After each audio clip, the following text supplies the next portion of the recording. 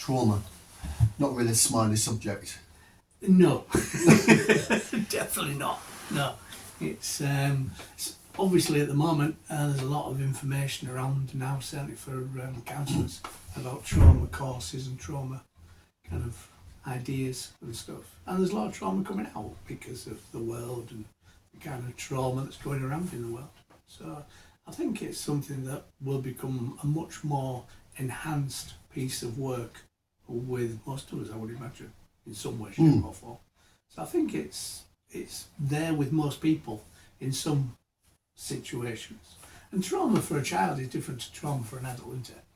You know, so a child's experience of trauma isn't going to be the same as an adult's experience of trauma, or what might create trauma. You know? No, because you're not equipped to deal with it at that age, are you? Yeah, absolutely. Well, you're not necessarily equipped as an adult for certain trauma, but many traumas, at least as an adult, you can manage. Yeah, absolutely. Yeah, I mean, a trauma for a child might be losing my comfort blanket, losing my favourite toy, you know, something that I've invested in, something I've got an emotional connection to. Whereas from an adult's perspective, so we'll go buy another one. Yeah. You know, because they don't have that same view of it, of how important it is to their life and how they feel. You know. Although, just linking back to our other conversation about loss, even an adult losing, say, a sentimental piece of jewellery or, I don't know, a phone these days can cause trauma, even if it's trauma with a small t, because the anxiety and the worry that come from that. And if it's sentimental, there's emotional weight of that loss, isn't there? Yeah, yeah. That kind of attachment to it, whatever it is. Yeah. Yeah. And then obviously you've got the trauma of people being attacked or abused or those kind of things, which is similar but slightly different, isn't it? Yeah. Well, sometimes we talk about trauma with a small t and trauma with a big T. I don't know precisely where the distinction comes in, but I sort of get the idea. Yeah. But then if you're looking from a child's perspective on the comfort blanket, for example, then that might be trauma with a large T for that child. Yeah. But from other people, it's trauma with a small t. Yes. Yeah. So it varies from individual to individual, depending on how secure they are, perhaps, psychologically and emotionally. Also depends on age, on context. Yeah, so lots of different factors involved in this. But, and I don't know where you'd see that, which is which, as you were just saying, because it has to be an individual process, hasn't it, as to where between those two aspects you are, whether you're a small or a large.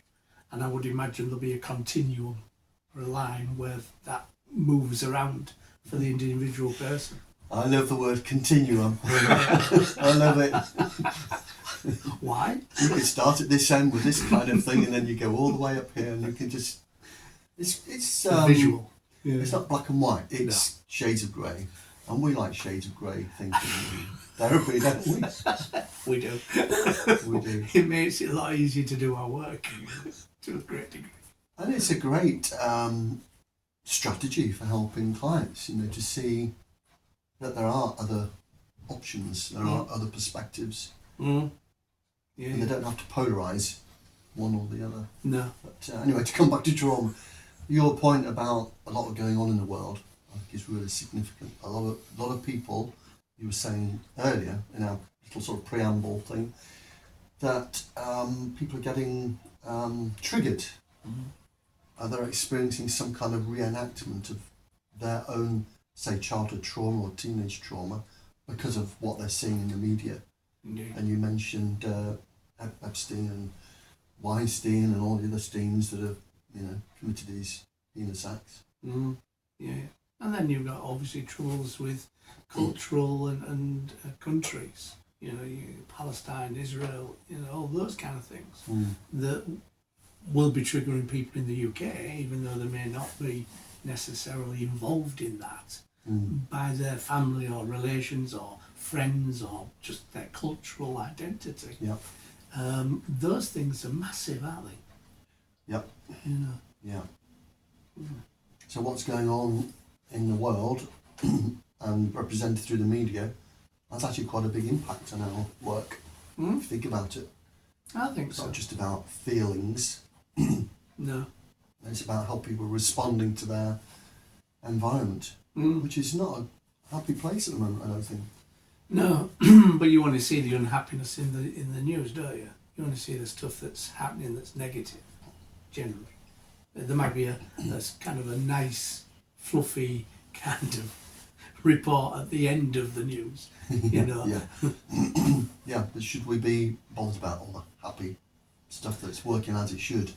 It's the bad stuff that we need to focus on to, I suppose, put things right. Yeah, try and make it more happier. And all that stuff that we're seeing, and clients are seeing in the media, is underpinned by some trauma or another. Somebody's been attacked, somebody's been murdered, somebody's been raped, somebody's had things stolen from them, or they've been scammed in some way. Yeah. Or children have been abused. Yeah, it's all Yeah, absolutely. all about trauma if you think about it. It is, and how people sometimes get triggered without realising. So they'll kind of react to something, but then look at it and go, well, what was I reacting to? And they won't understand it. And sometimes when I have that process, there'll be some anniversarial aspect to that situation scenario. So, for example, if somebody kind of all of a sudden became very security conscious, you know, it's kind of don't go out, stay in, stuff like that, and then afterwards they go, why did I do that? What was going on? Because obviously reactions are in the moment, aren't they? Yeah. They're emotionally driven. And then when you do some kind of timeline process with them, it might be that their child has got to 8-year-old, Right. and they had a trauma when they were 8-year-old, and that's superimposed on today. Yeah. So it's kind of like, what's all that about? And because they can't bring it back to memory there and then, and some investigative work with what we do to kind of do some kind of historical exploration, usually I find there's an anniversarial cycle in play, which sounds mad, you know, that something from 25 years ago comes on the telly and all of a sudden you're triggered but you don't know why you're triggered. And those can be really scary for people. Yeah. They are a bit weird and spooky, those connections. It's the brain making an association, isn't it? It's been somehow reminded of something and has made it unstable for a period of time. Yeah. So people can be more security conscious, they could be more worried about going out, they could be worried about relationships, worried about their children because things happen to them at that age. All sorts of effects of that. Yeah, and I don't think a lot of people can look at that and do what we do and kind of investigate where those links are. They just have to get on with their life. Yeah. You know? And you tend to get also when we're doing couple work, you can get self-fulfilling prophecies so that people will put relationships into stress with their partner because 10, 15 years ago they had a similar experience in either with their mum and dad or themselves. So there's kind of this, it's going to happen again. So I'm going to detach from you because it's easier if I detach from you than if you detach from me and reject me. And there's all sorts of things that come around with that, which are based in trauma, you know. And obviously, you know, the body sometimes can experience the trauma without realising, which is a bit weird when it happens. I had one situation with a client who they were talking about a trauma in their younger life, which was abusive, and all of a sudden they had a short t-shirt thing on, and here red marks appeared. There's a hand grip on their arm. Now they weren't aware of this. I was doing what I do. I was watching and taking in what was going on in the room, and I saw these appear, and there was definitely 4 fingers appeared on their arm. Like this spooky. It is, because if you look at that, you go, whoa, that's a bit weird. But actually, as you get more working with trauma, that body reaction to the emotional responses they were giving me in the room actually makes sense, because their body is remembering the trauma as well as their emotions are remembering the trauma by talking about them or sharing them. Yeah, very much so. I think this is a very well documented phenomenon now, isn't it? This mind-body link. And in the book, The Body Keeps the Score, he talks about this connection, and through various perspectives, one of them being the polyvagal theory, and the nervous system and everything's sort of connected up to the brain in some way. But I had a similar experience with a client doing some EMDR, and he started scratching quite violently on his arm and on his waist area. And I said, well, what do you think was happening there? And he said, I don't really know. He said, I haven't done that since I was a kid. Well, I used to get red raw. Yeah. And I said, right, when do you think you might have been prone to doing that? He said, when I was under the bed, hiding from my violent dad. It sent a shiver down my spine. Yeah. Yeah. Yeah, yeah. So yeah, the mind-body connection is quite important here. Absolutely. And I think people don't see or realise that, certainly clients, because they're not trained to even contemplate those things. So to them, it's probably just a nervous reaction. Yes. That they don't necessarily in the moment realise they're doing. It might be something that they've just got as a reactive process in all sorts of ways. And people do that all the time, don't they? In the room, working. Yeah, so this is something that's been stirred up from the unconscious, thinking Freudian for a moment or two, and it's having this effect on their behaviours or emotions. They won't necessarily notice it. If they do, they won't necessarily notice the link. No. Like your client who was very security conscious and fearful of going out. Yeah. The emotions fear, the behaviour is not going out, locking the doors and staying in, isolating. Yeah, yeah, yeah. And your client that's doing the scratching wasn't actually noticing they were doing scratching until you brought it in and said, what was all that about? And you brought it into the moment, didn't you? Yeah. And then you could explore it. That's the beauty of EMDR. It brings out these sort of non-verbal signals. Yeah, yeah. Pains, aches, shakes, scratching. Very, very curious. But enlightening. It is. I don't know precisely how it works and what makes it successful. I don't think anybody really does. No. I haven't read a book yet that says this is exactly how EMDR works. Yeah.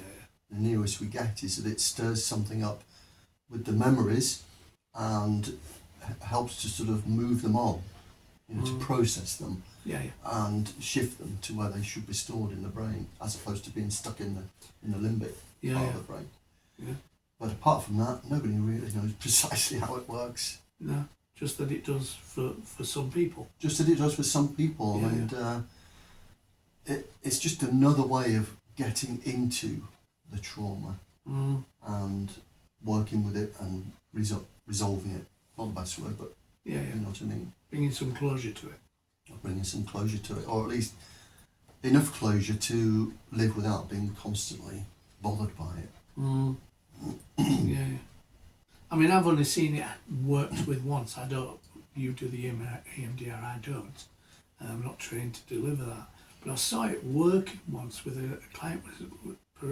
Obviously, I won't go into detail. It's quite horrific stuff they've been through in their adult years. And I think I saw them probably about 6 years after all this trauma had been enacted. And they couldn't talk about it. They couldn't share it. No. It was just too difficult. Yeah. And so EMDR, I kind of did that kind of conversation about it, and she went forward for it, and I was, because there was a disconnection process with the person, I kind of accompanied her on the first session with the EMDR therapist, just as an introduction. And they weren't an English national, so language was a bit difficult and stuff like that. And they were very nervous about it. So I said, okay, I'll go with you for the first one. You know, I introduced her to the therapist. And I just took a back seat. I didn't get involved. But I was watching what was going on. It was fascinating with what was happening in the room. And for me, that was like mind-blowing, because she didn't need to talk about it, but she still connected to it and disconnected to it. You know, and it moved her on enormously in the work. Yeah, so rewind technique is something I came across a couple of years ago, very recently actually, and it struck me as being a really interesting technique for trauma. But I have to admit I was very sceptical about it because it claimed lots of success, yet it's incredibly brief work. You know, it's like one session,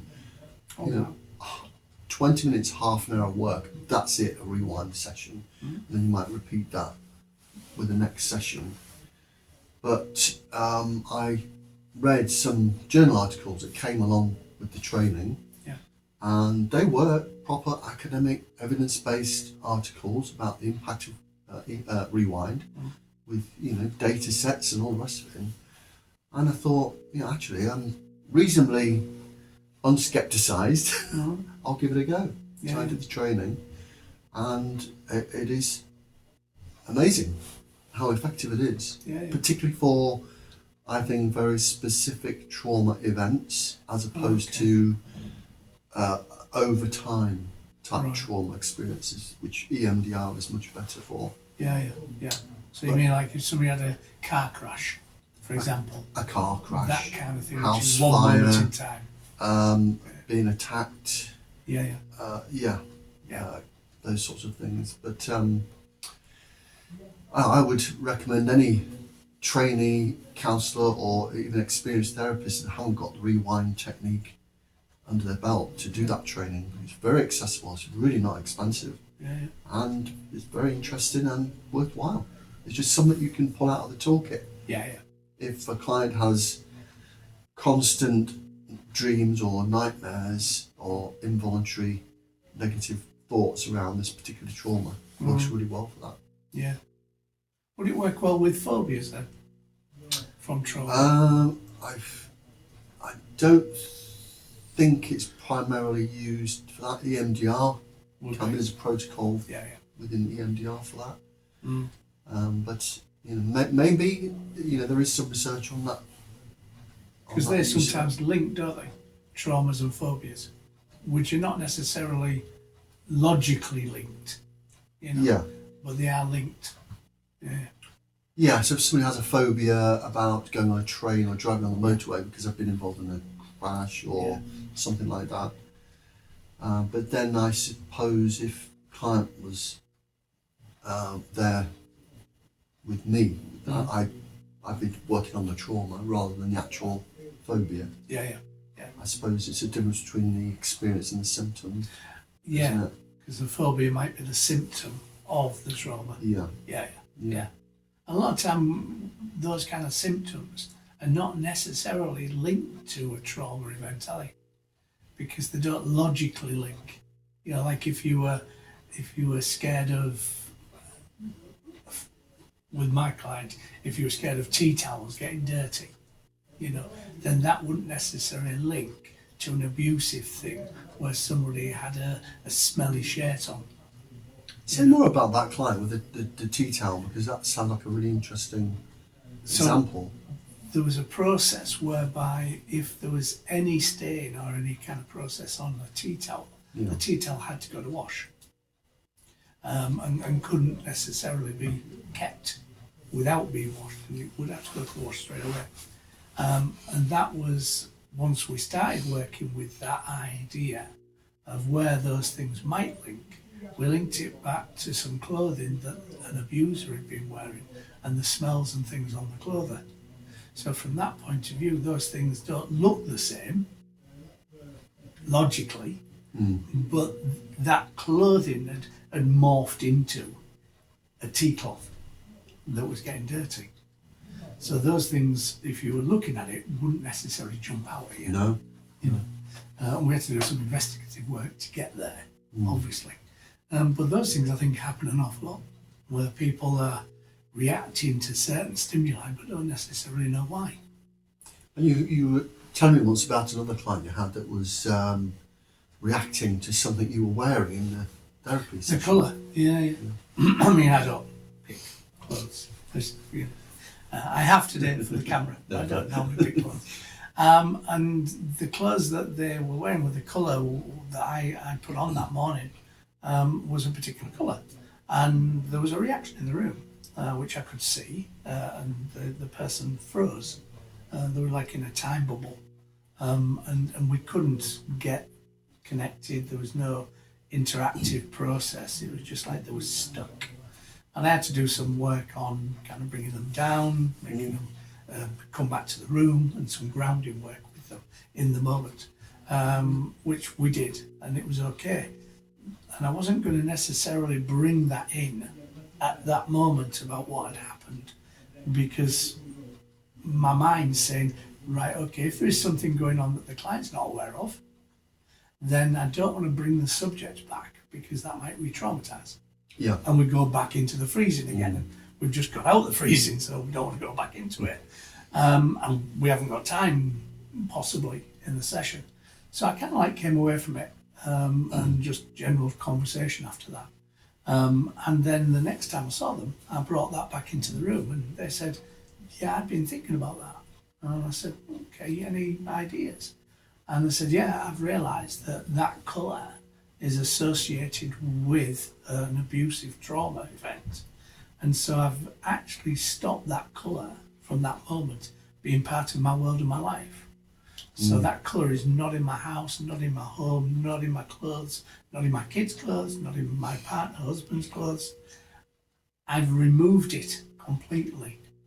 And I would suggest, to save going through that trauma process and freezing possibly, you know. So the mind had kind of blocked it and put it into a little filing cabinet. Yeah. But we're still informing her, which I found quite interesting, you know. And she did as well, because once that happened, then her needing to control that event meant that they were bringing that colour into their life. So they kind of like really did move forward with that. And that was just out of nowhere, you know. And these things occur all the time, I think.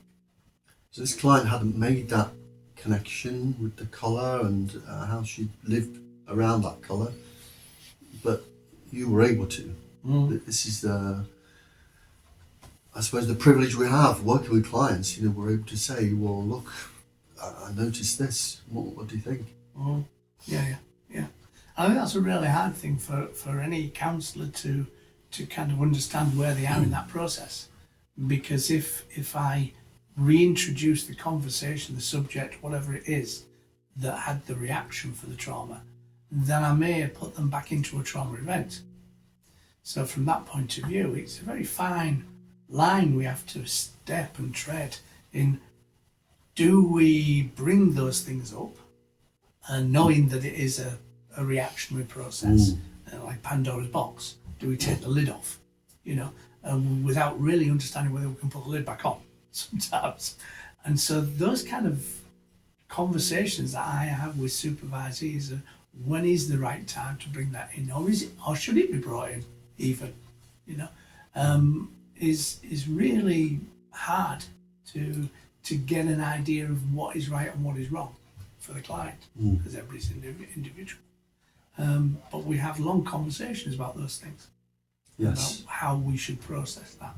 Yeah, you know? It's one of those classic dilemmas, isn't it, for a therapist? Do we plunge in here and help a client to bring closure to this, or do we take it steady and roll with the client, resistance and so on? Yeah.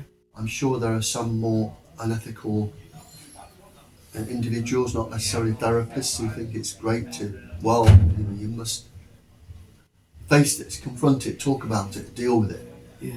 When actually that's quite a difficult thing, a dangerous thing to do with somebody who's traumatised. I think so. Yeah, that kind of shock therapy It's not easy, is it?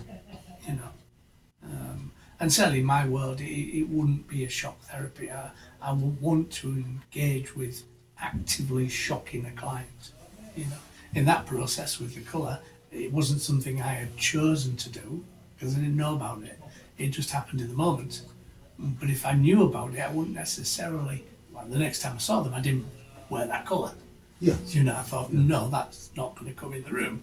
So I actively didn't wear the colour.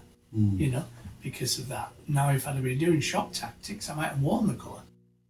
Or I might have put something in the room with the colour. Yeah, no, you're right. You know. I think flooding a client with that sort of thing is not very ethical. So I think we've given trauma quite a good airing. Yeah. Although, as we've said, it's going to be a bigger part of our work in the future, I'm sure. The way it's coming up at the moment. Yeah. Well, we live in a re-traumatising world, it seems. It seems so. Yeah. Especially with the sex scandals coming out. I think that's been a good example of that. A lot of people coming forward now and saying, this happened to me. Yeah. So yes. Yeah. Been an interesting conversation. Which could go on all day because that's the nature of the topic of trauma. It's it's a thread running through most of our work, I think. In some way. What are we going to talk about in our next Psyche-Babble? We could talk about communication and tools to enable communication to be more effective. How about that? Absolutely. Yeah, absolutely. That's certainly key to your work as a couple therapist. Yeah.